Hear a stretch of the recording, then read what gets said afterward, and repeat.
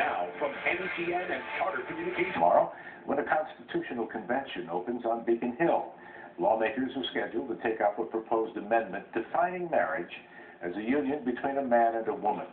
As the vote draws near, people on both sides of the issue are making sure that lawmakers hear their opinion.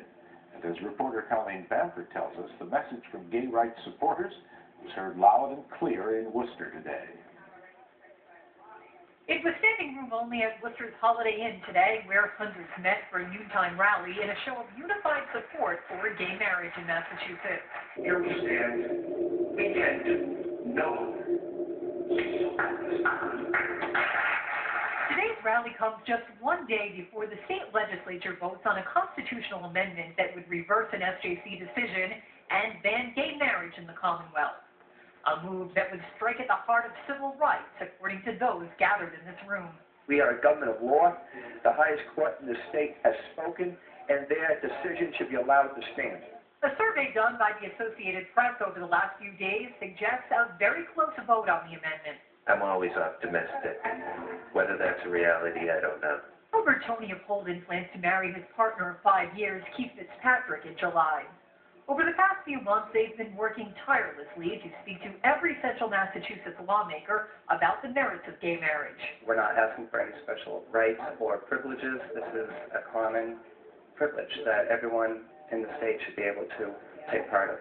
Several lawyers, political groups, and members of the clergy in attendance echoed that sentiment.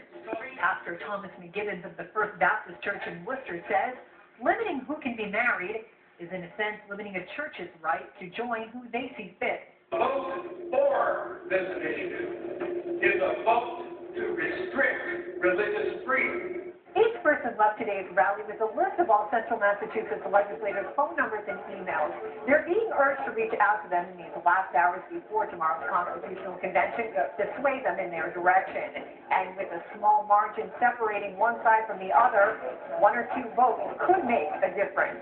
Colleen Bamford, Worcester Tonight. Now, behind the scenes, legislators spent the day trying to craft a compromise before Wednesday's vote. They're looking to shore up support for the amendment by adding language that would allow for civil unions between same-sex couples.